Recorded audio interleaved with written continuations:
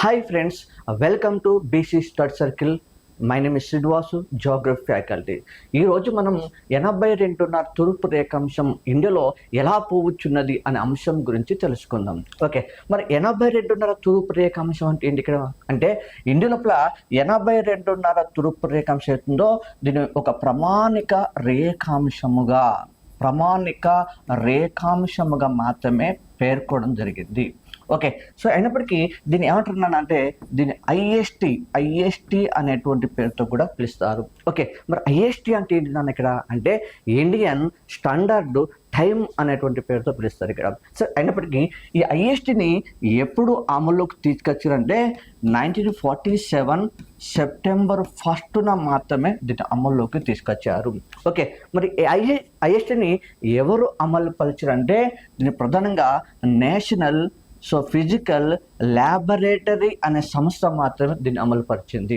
Okay, మరి national physical laboratory అనే సంస్థ ఎక్కడ ఉందంటే నాన్న న్యూఢిల్లీ నగరం లోపల మాత్రమే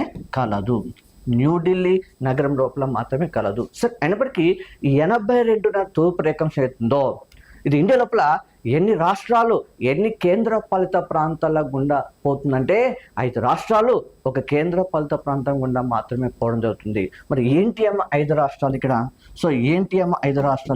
అంటే అవి తీసుకుంటూ పోతే ఒకటి వచ్చేసి మనం ఉత్తరప్రదేశ్ రాష్ట్రం చెప్పచ్చు, రెండోది వచ్చేసి మధ్యప్రదేశ్ రాష్ట్రం చెప్పచ్చు, మూడోది వచ్చేసి ఛత్తీస్గఢ్ రాష్ట్రం చెప్పచ్చు, నాలుగోది వచ్చేసి ఒరిస్సా రాష్ట్రం చెప్పచ్చు, నెక్స్ట్ ఐదో వచ్చేసి ఏతుందో ఆంధ్రప్రదేశ్ రాష్ట్రం చెప్పచ్చు. వీటితో పాటు ఒక కేంద్ర పాలిత ప్రాంతం చెప్పినాం. ఆ కేంద్ర పాలిత ప్రాంతం అంటే పాండిచ్చేరి అనేటువంటి కేంద్ర పాలిత ప్రాంతం గుండా మాత్రమే పోవడం జరుగుతుంది. దీన్ని ఒకసారి డయాగ్రామ్ లోపల మనం తీసుకుంటే 82.5 తూర్పు రేఖాంశం అంటే ఈ రకంగా చెప్పవచ్చు. ఇక్కడ చూడమ్మా, ఈ 82.5 తూర్పు రేఖాంశం అవుతుందో 5 రాష్ట్రాలు చెప్పిన ఇక్కడ. ఇదైతుందో ఉత్తరప్రదేశ్ రాష్ట్రం చెప్తాము, ఇదైతుందో మధ్యప్రదేశ్ రాష్ట్రం చెప్తాము, గిదైతుందో దీన్ని ఛత్తీస్గఢ్ రాష్ట్రం చెప్తాము, దీని అవుతుందో ఇది ఒరిస్సా రాష్ట్రం చెప్పచ్చు ఇక్కడ. నెక్స్ట్ ఇదైతుందో ఇది ఆంధ్రప్రదేశ్ రాష్ట్రం చెప్పచ్చు. దాని కిందనే కేంద్ర పాలిత ప్రాంతం అయినటువంటి పాండిచ్చేరి అనేటువంటి ప్రాంతం గుండా మాత్రమే పోవడం జరుగుతుంది. Okay, thank you.